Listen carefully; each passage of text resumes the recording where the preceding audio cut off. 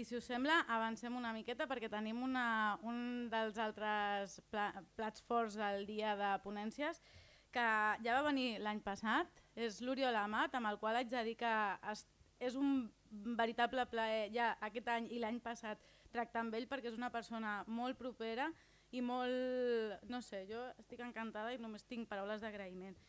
I l'Oriol ens parlarà una miqueta d'on està el llindar entre ser o adaptar-se a la normativa i quan la normativa ens ofega les fuites aquestes que hi ha cap al canal il·legal. I també ell em va dir, escolta, que això de seguida són faves comptades. Què et sembla si et parlo de l'actualitat i del Donald Trump? Dic, oi, dic perfecte, a veure si ens fa una miqueta de llum. Així que moltes gràcies, Oriol. Moltes gràcies, Victòria. Bé, bona tarda i un agraïment per la invitació un cop més. Recordo fa uns anys a la universitat vam fer un estudi sobre com evoluciona la capacitat d'atenció d'una persona al llarg del dia. I aleshores un dels moments crítics del dia precisament és després de dinar. En aquell estudi que vam fer el que deia és que immediatament després de dinar les persones tenen una capacitat de concentració, quan estan en una aula o en una sala o en un auditori com estem avui, tenen una certa capacitat de concentració, però quan al cap d'una estona d'haver dinat, i en concret quan s'aproxima cap a la mitja hora, aproximant, que és exactament el que fa ara que hem acabat el dinar, doncs hi ha en el metabolisme humà, doncs, saben que s'està fent la digestió, quan es fa la digestió en l'estómac es necessita molta sang. Aquesta sang d'on surt? Del cap. Bé, aleshores això fa que el principal repte que tinc en aquests moments és aconseguir que no s'adormin. Bé, faré el possible. Aleshores, com els deia, doncs un agraïment per la invitació a parlar-los avui a vostès. El títol veuran que diuen normatives i competitivitat, però també em referiré al moment econòmic en el que estem i els reptes que tenim al davant. Aleshores, el menú del que els parlaré, aquesta presentació vostès la tenen o la tindran a la web del gremi, per tant està a la seva disposició. Aleshores, els parlaré de 4 punts. El primer punt és relació que hi ha entre normatives i competitivitat.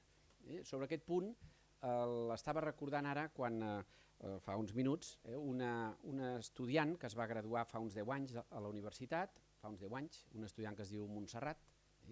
Aquesta noia va acabar els estudis al voltant del 2004-2005 i aleshores va posar a treballar. Quan va vindre l'any 2008, a ella li agrada molt el món de la consultoria, quan va arribar l'any 2008 doncs resulta que es va quedar sense feina, va estar un any intentant trobar feina, no la va trobar i al final se'n va anar a Londres. I a Londres va crear una consultora. Va estar uns anys treballant a Londres, molt contenta, amb molta feina, funcionant molt bé, i recordo que la vaig veure aleshores, els estic parlant de l'any 2012-2013, que va vindre en una ocasió a Barcelona i va passar per la universitat, vam estar parlant, que estava molt contenta, que li anava molt bé, i li anava tan bé que inclús ja tenia algun empleat, que s'havia plantejat obrir una delegació, o més que una delegació, doncs una filial aquí al nostre país. I aleshores aquí va acabar la conversa. Al cap de no massa temps, de poc menys d'un any, em vaig tornar a coincidir amb ella i em va dir que ho va deixar córrer, que el de posar una empresa aquí ho va deixar córrer. A la vista de tots els problemes, dificultats, tràmits, burocràcia, etc., costos que suposa, doncs ho va deixar córrer i va decidir, mira, treballaré igualment aquí, però ho faré des de l'empresa que tinc constituïda a Londres. Bé, aquest és el primer punt del que els parlaré, les normatives i l'impacte que té això en la competitivitat. El segon punt és sobre la situació de les empreses del sector de recuperació, agafant informació comptable, les informacions que vostès envien i dipositen al registre mercantil, doncs les he agafat fa unes poques setmanes, amb dades de 2015, què diuen aquestes dades, de com està el sector i com està evolucionant. Aquest és el segon punt que els parlaré i aquest punt el relacionaré també amb el tema de les normatives i els costos que suposen les normatives. El tercer punt és l'any passat, si algú de vostès va estar a la sessió, doncs vam parlar de perspectives pel 2016, doncs ara farem perspectives també pel 2017, així més breu, més abreujat, i finalment uns apunts sobre tot el que ens està caient a sobre del canvi tecnològic.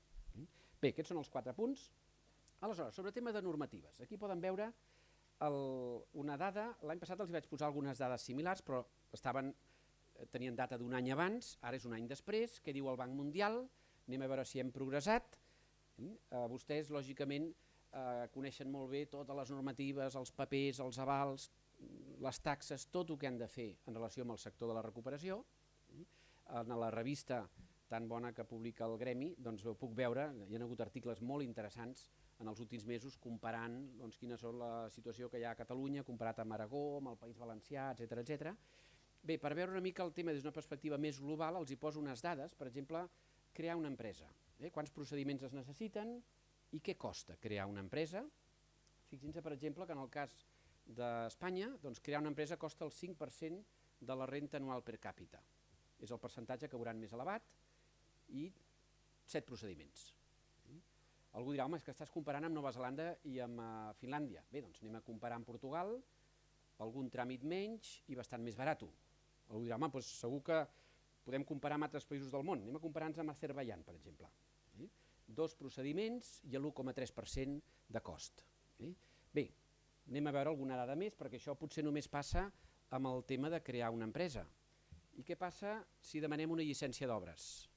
Si demanem una llicència d'obres, poden veure també els 205 dies, això ho diu el Banc Mundial, no ho diu cap organisme interessat o cap persona interessada, ho diu el Banc Mundial.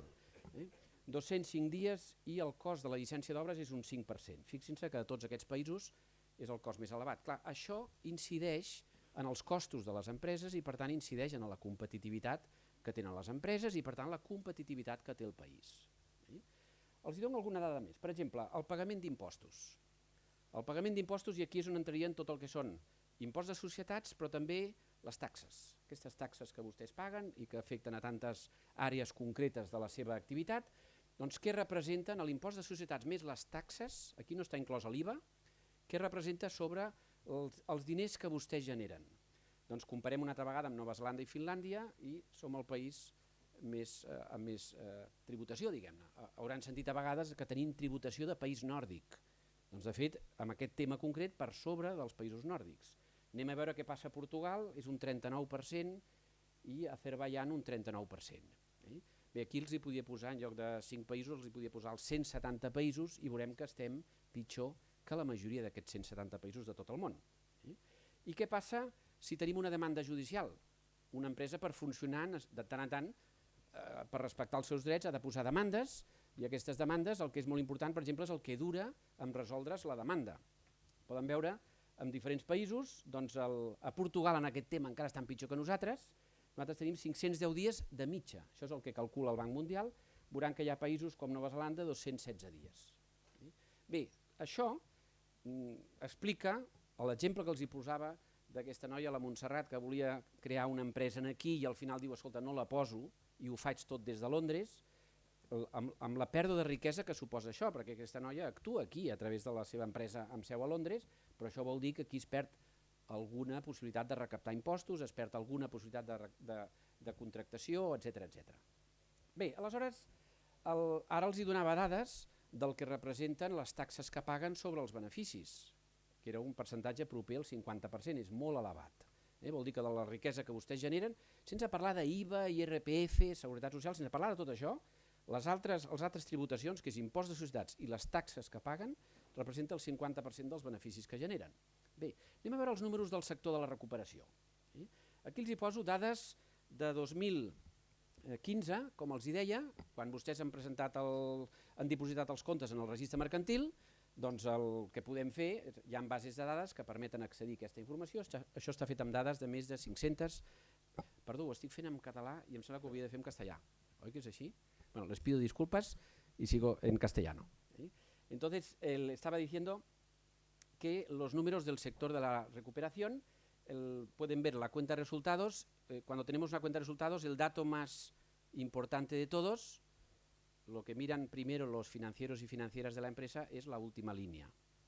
En la última línea pueden ver el beneficio es un 3%. Esto significa que de media, una empresa del sector de recuperación, de cada 100 euros que vende, al final le quedan 3. ¿3 es mucho o es poco?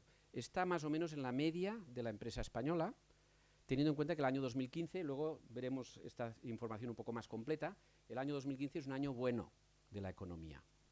Entonces gana un 3%. Un 3% significa que de cada 100 euros que se mueven, se ganan 3. Las tasas de las que hablaba antes, los impuestos, o ese tiempo que se pierde tramitando licencias o gestionando una demanda judicial, todo eso afecta a este 3%. Y el 3% significa que es una cantidad que da para muy pocas alegrías. Esto es la media de las empresas del sector de la recuperación. Les pongo a la derecha la media de las empresas del sector que ganan dinero. Hay empresas que ganan y empresas que pierden. Lo que les decía del 3% es la media de todas las empresas. De nuevo, en esta cuenta de resultados verán arriba de todo que pone ventas 100, los ingresos 100, eso es lo que está puesto en porcentaje. Verán que las empresas que ganan dinero, lo que ganan es un 5%. La diferencia que hay entre este 5% y a la izquierda salía un 3%, es que ese 3 es que en el sector de recuperación hay empresas que ganan y empresas que pierden. De las que ganan, ganan de media un 5%. Un 5% de nuevo es una cifra que no da para muchas alegrías. Significa que una empresa que se despiste un poco y no gestione bien sus gastos, pues ya pasa a pérdidas de forma inmediata. Por tanto, estos datos los ponía, luego los volveremos a ver, los de la cuenta de resultados, para ver la evolución, pero estos datos los pongo para ver que la cuenta de resultados de las empresas del sector es una cuenta que da un porcentaje, un beneficio en porcentaje que es pequeño. Y como es pequeño, cualquier ahorro que se pueda producir en tasas o cualquier ahorro que se pueda producir en una mejor gestión de costos, pues genera un impacto muy positivo. Entonces, aquí les pongo un gráfico que también lo puse el año pasado, pero lo he actualizado un año más. ¿Qué pasa con la competitividad? De nuevo, en este caso, esto es del del World Economic Forum, ya no es el Banco Mundial, es el World Economic Forum, que también analiza competitividad. Y aquí pueden ver 3 países, del año 99 al año 2016.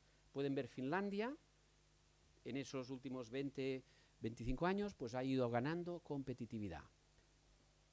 Por si alguien quiere ver qué ha pasado con Venezuela, es de los países que va peor, pues realmente pues, peor no se puede ir que Venezuela.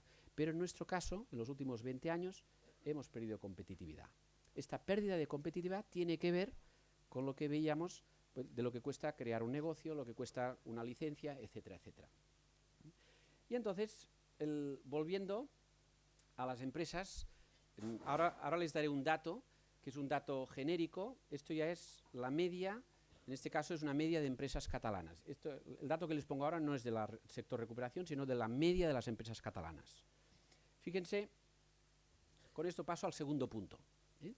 El primero, la conclusión era, pues hay un problema serio de normativas, de tasas, de plazos, de burocracia relacionado con la competitividad.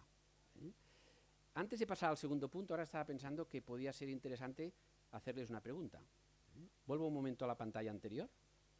¿Por qué creen que pasa esto? El tema del exceso de tributación, exceso de tasas, exceso de tiempo, exceso de burocracia. ¿Esto por qué creen que pasa? Es una pregunta que les hago.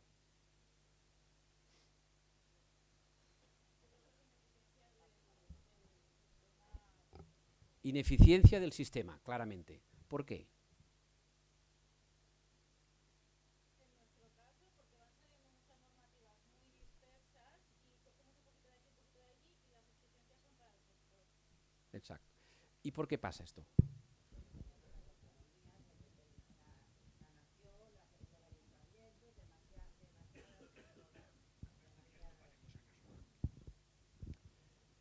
Ustedes se han fijado, han salido varios motivos en relación con este problema, ¿no?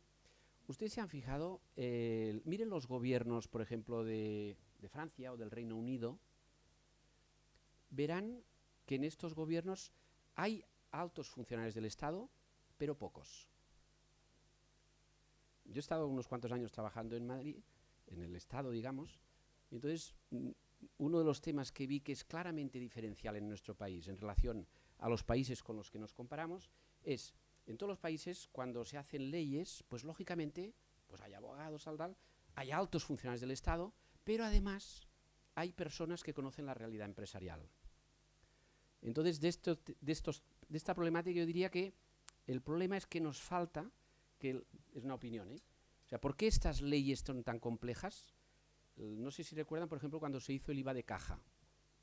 El IVA de caja era una ley que parecía que estaba muy bien y no se aplicó. Luego vino pues cambios en la ley de actualización de balances. La ley estaba muy bien y no se ha aplicado. Causa. Aquí les apunto un motivo. Por ejemplo, Victoria decía, no, pues se coge de distintos sitios. Las leyes se hacen de una forma que no se mira las mejores prácticas mundiales. Se hace una ley sin estudiar bien cuáles son las mejores prácticas mundiales. Pero luego esas leyes las hacen personas que no conocen la realidad empresarial. Por tanto, cuando la ley se aplica, es más, las hacen personas que desconfían de las empresas. Entonces, cuando esas leyes se ponen en marcha, pues no son aplicables. Les digo esto porque luego al final volveré a incidir en ello.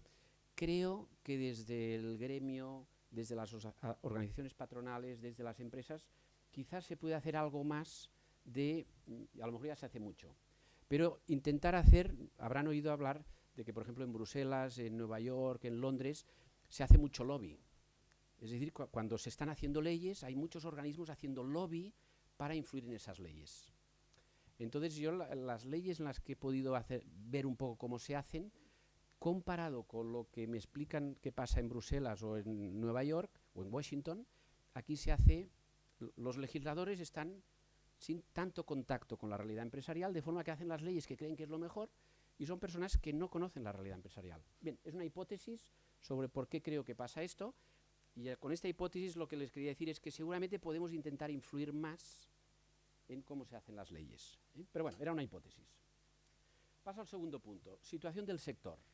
De nuevo, miraremos los balances, las cuentas de resultados, pero primero les doy unos datos generales de cómo funcionan las empresas en nuestro país. Aquí les empiezo por el año 2007. Tienen dos datos, porcentaje de empresas que aumentan ingresos, y les pongo el año 2007 porque era un año bueno. Era un año de burbuja, la economía yendo hacia arriba, más o menos la mitad de las empresas aumentaban ingresos. Y abajo tenían las empresas que ganaban dinero. Esto es sector de recuperación y todos los demás sectores, es el conjunto de las empresas. Por tanto, más o menos la mitad de las empresas aumentaba ingresos y tenía beneficios. Vienen los años desastrosos, 2008 y 2009. Los porcentajes caen y recordarán cómo sufrimos todos y la de empresas que cerraron en esos años, ¿no? Nos vamos al año 2010 hasta el 15. Fíjense los porcentajes cómo aumentan. En el año 2015, el 60% de las empresas está aumentando ventas, esto datos del registro mercantil, y el 73% de las empresas tenía beneficios. Fíjense que es sorprendente que en el año 2015 más empresas ganaban dinero y ganaban más que en el 2007. Una causa podría ser que las empresas más débiles se han muerto y por tanto las que quedan son las más fuertes, las que tienen más capacidad de generar beneficios. El dato que les pongo ahora es un dato que está sacado solamente de una muestra de 226 empresas. Les hemos hecho una encuesta, la han respondido y nos han dicho cómo van a cerrar el 2016. Por tanto, el dato que les pongo a la derecha de todo no es bien comparable con el otro. El otro son la media de las empresas que han depositado cuentas en el registro mercantil. El dato es muy positivo. Lo he puesto en verde porque hay muchas empresas que están aumentando las ventas y de cada 4 empresas, 3 está ganando dinero. Bueno, después de tantos años oír tantos datos negativos, pues este tipo de datos reconforta. A lo mejor alguno de ustedes, desgraciadamente, está perdiendo dinero y esto no le va a consolar. Pero sí es bueno saber que en general de cada 4 empresas, 3 está ganando dinero.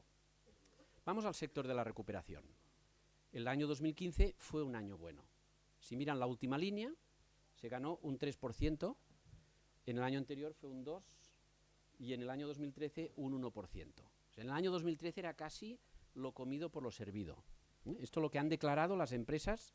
A lo mejor ustedes dirán, bueno, esto no se parece a lo que hago yo. Bueno, es que es la media de más de 500 empresas del sector de recuperación de toda España. Entonces, a la derecha les pongo los datos de las empresas que ganan dinero, que los datos son un poquitín mejor.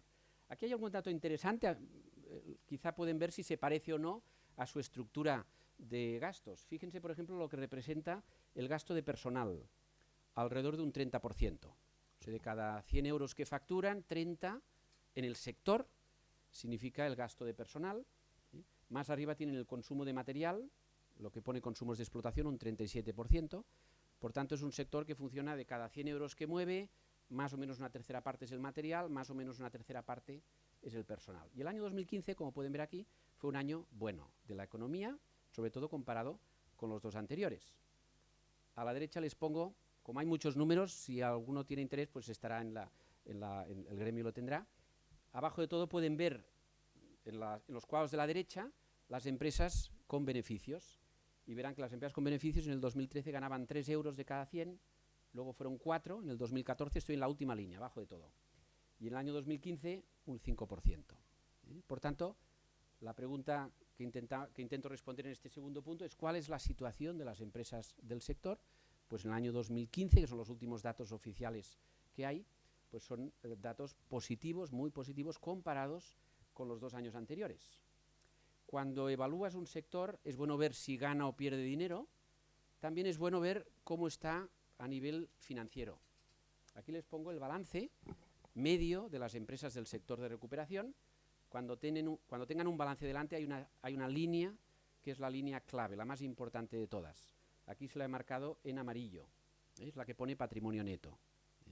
El patrimonio neto es toda la financiación que no son deudas, o sea, es la aportación de los accionistas, los beneficios generados, es prácticamente un 45%. ¿Y esto es bueno o es malo? Pues es muy bueno. La empresa española no está tan capitalizada como las empresas, la empresa española media no está tan capitalizada como las empresas del sector de recuperación.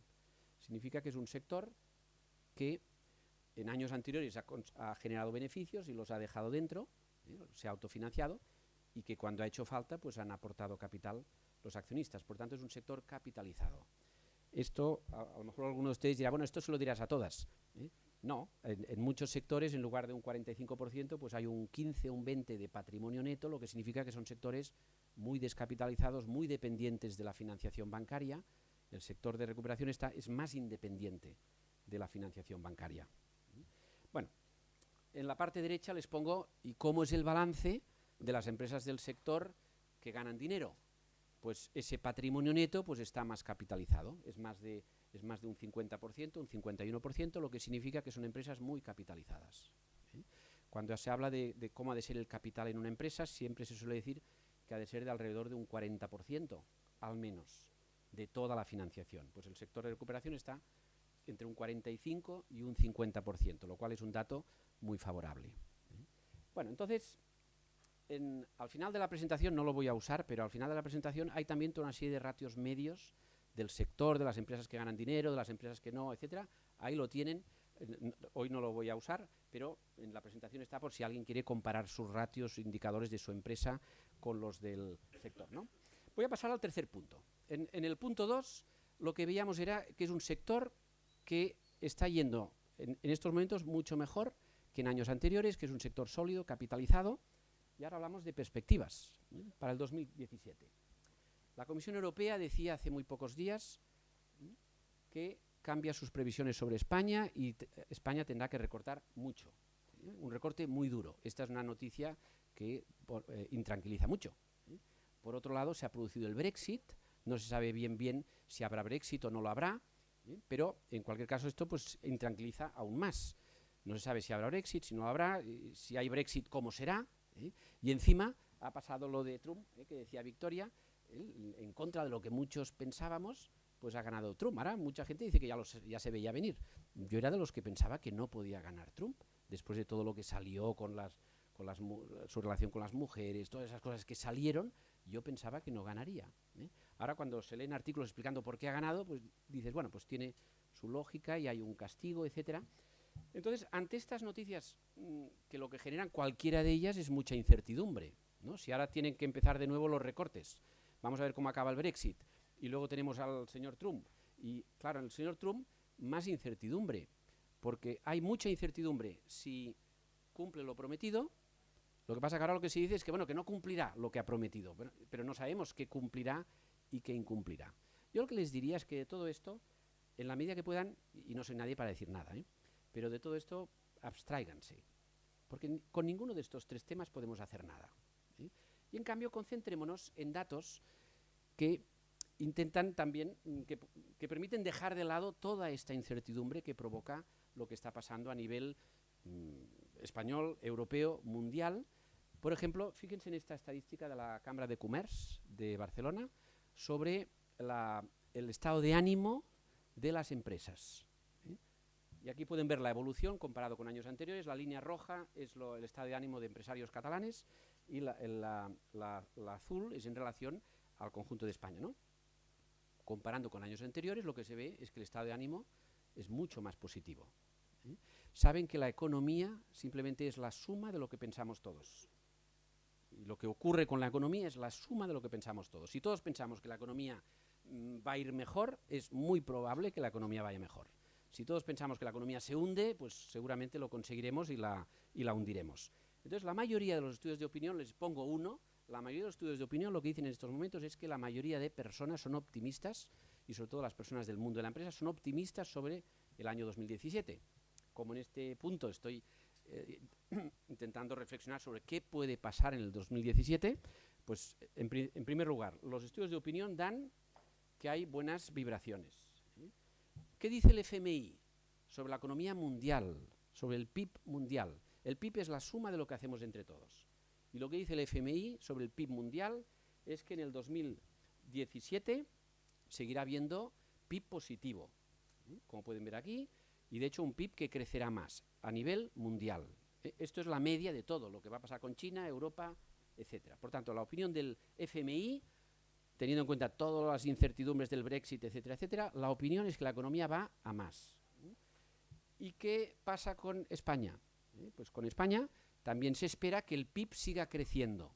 Aquí tiene una previsión a varios años vista, es la columna de la izquierda, esto lo dice el FMI para España, es que siga habiendo PIB positivo.